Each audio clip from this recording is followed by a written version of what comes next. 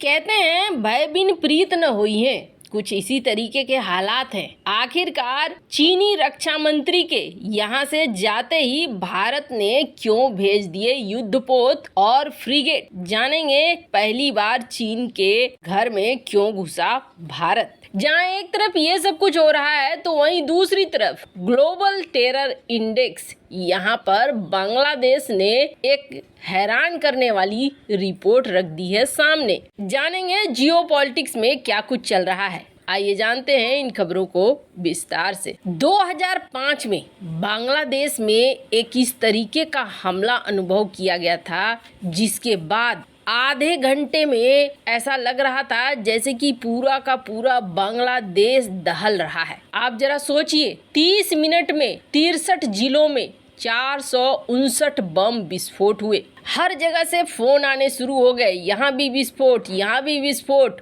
और आधे घंटे में 459 बम का फटना। ये बहुत बड़ी घटना थी, सबसे बड़ा आतंकी हमला था जिसने बांग्लादेश को झकझोर कर रख दिया था। और ये किया किसने था? इस्लामिक आतंकवादी समूह जमातुल मुजाहिदीन बांग्लादेश JMB ने। इस भयानक घटना ने बांग्लादेश को एहसास करा दिया था कि अब बांग्लादेश के अंदर आतंकवाद घुस गया है। 2009 में आतंकवादी गतिविधियों में और भी ज्यादा बढ़ोतरी हुई। बांग्लादेश के पास उस समय इस तरह के संकट से निपटने के लिए बुनियादी ढांचा नहीं था, लेकिन उस समय सरकार के पास जो कुछ भी था, सरकार ने आतंकवादियों पर दुगना काम किया। दक्षिण एशिया में बात करें तो 3 देश हैं, एक है भारत, दूसरा है पाकिस्तान और तीसरा है बांग्लादेश। पाकिस्तान में भी इन दिनों जो हमले हो रहे हैं वो हमले बहुत ज़्यादा बढ़ गए हैं, करीब 120% हमले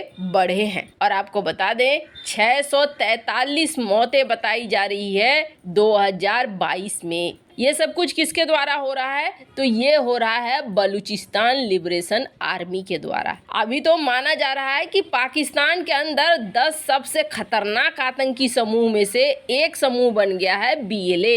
ग्लोबल टेरर इंडेक्स ये कह रहा है कि पाकिस्तान एक विकासशील देश है, इसका भविष्य बहुत उज्जवल था, लेकिन इसने आतंकी समूहों के साथ गठजोड़ कर लिया और इस गठजोड़ ने यहाँ असुरक्षा पैदा कर दी। अब ऐसा लगता नहीं है कि सरकार इन आतंकी ग्रुपों के साथ लड़ना चाह रही है। वहीं भारत के बारे में ग्लोबल टेरर इंडेक्स ये कह रहा है कि पाकिस्तान जिहादी समूहों के द्वारा जम्मू कश्मीर में आतंकी हमलों से पीड़ित रहा है, लेकिन अब यहाँ माओवाद भी एक बड़ा जगह बना रहा है। पर इस रिपोर्ट ने चौंकाया इसलिए है कि ग्लोबल टेरर इंडेक्स 2023 में बांग्लादेश 3 स्थान ऊपर चल गया है। अगर इस इंडेक्स पर भरोसा करें तो ये देश इस समय आतंकवाद के खिलाफ लड़ाई में सबसे अक्षम देश है। लिस्ट में कुल 163 देश हैं। इस लिस्ट में इस बार 30वां स्थान मिला है इसे। लिस्ट के मुताबिक बांग्लादेश ने आतंकवाद के मामले में अमेरिका को भी पीछे छोड़ दिया है। लिस्ट में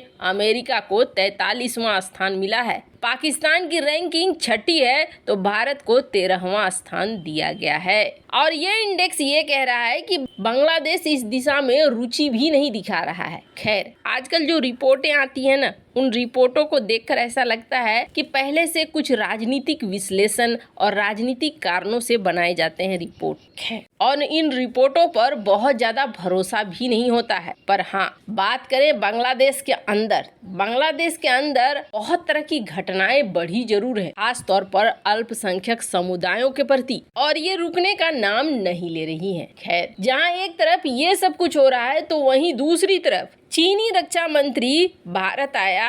भारत ने खुलेआम साफ साफ उसके मुंह पे कह दिया, ये सब कुछ जो हो रहा है सीमा पर, इसे भारत और बर्दाश्त नहीं करेगा। और अगर आप चाहते हैं कि हमारे रिश्ते अच्छे हों तो आपको ये समझना होगा कि रिश्ते तभी अच्छे होंगे जब दोनों ही देश सीमा पर शांति बनाए रखेंगे। एक तरफा रिश्ता हम निभाने वाले नहीं हैं। ये बात भारत ने साफ कर दी थी। और ये जो मीटिंग हुई थी रक्षा मंत्री की, इस मीटिंग में भारत ने ये बिल्कुल दिखला दिया था कि हम पीछे हटने वाले नहीं हैं। अगर कहीं भी दिमाग में तुम्हारे ये अटका हुआ है कि हम पीछे हट जाएंगे या कुछ ऐसा एक्शन ले लेंगे जिससे तुम्हें फायदा हो, तो वो होगा नहीं। अब एक तरफ चाइना, जरा ध्यान से देखिए इस खबर को, चाइना और पाकिस्तान दोनों ही जाकर मिल रहे हैं तालिबान के साथ। तालिबान का विदेश विभाग मिलेगा चाइना और पाकिस्तान के विदेश मंत्री से। अभी तो मुत्ताकी है जो एक कार्यकारी विदेश मंत्री बना बैठा है, और इस मुलाकात के क्या मायने हैं? क्या चाइना और पाकिस्तान मिलकर तालिबान मनाना चाहते हैं और अपनी तरफ करना चाहते हैं? साफ दिख रहा है कि पाकिस्तान और चाइना एक अलग जुगलबंदी करना चाह रहे हैं अफगानिस्तान के साथ, ताकि भारत के अंदर उपद्रव को मचाया जा सके। और दूसरा, इस वक्त जो अफगानिस्तान ठोक रहा है पाकिस्तान को, उसे बचाया भी जा सके। चाइना के अंदर खोट है, ये सबको दिख रहा है, और चाइना समय पर भारत के साथ पंगे लेगा, ये भी दिख रहा है। पर भारत भी अब छोड़ने वाले मोड में नहीं दिख रहा है। भारत ने भी अब एक के बाद एक ऐसे एक्शन लेने शुरू कर दिए हैं जो ये बता रहा है कि भारत पीछे नहीं हटेगा। जैसे कि ये पहली बार देखा जा रहा है। ऐसे तो दक्षिण चीन सागर एक ऐसा इलाका है जिसे चाइना अपना बपौती मानता है, और यहाँ पर भारतीय युद्धपोत आते हैं जाते हैं, लेकिन ये पहली बार देखा जा रहा है कि एक तरफ चीनी रक्षा मंत्री यहाँ से निकलता है और दूसरी तरफ दक्षिण चीन सागर के लिए निकल पड़ते हैं हमारे युद्धपोत। भारत का डिस्ट्रॉयर स्टील्थ फ्रिगेट ये दक्षिण चीन सागर के लिए निकले हैं। और आपको बता दें, पहली बार एक युद्धाभ्यास हो रहा है association of south east Asian nation, और यहाँ पर ये एक्सरसाइज सिंगापुर के चंगी नेवल बेस में होगा, और यहाँ पर पार्टिसिपेट करने के लिए भारतीय युद्धपोत गए हैं। भारत के युद्धपोत के साथ साथ वियतनाम, फिलीपींस ये सारे होंगे, यानी वो देश जिनका चीन के साथ पंगा है वो खास तौर पर यहाँ पर पहुँच रहे हैं। और यही समय है जब navy chief admiral R Hari Kumar Singapore पहुँचे हैं। ये जो पहली बार युद्धाभ्यास हो रहा है, इसका उद्घाटन समारोह होगा, और इस उद्घाटन समारोह में ये यहाँ पर मौजूद रहेंगे। भारत की तरफ से INS सतपुरा, और आपको बता दे P-8I ये एयरक्राफ्ट भी यहाँ पर शामिल होगा इस युद्धाभ्यास में। पहले चाइना इस तरीके की हरकतें करता था, लेकिन अब भारत ने करना शुरू कर दिया है।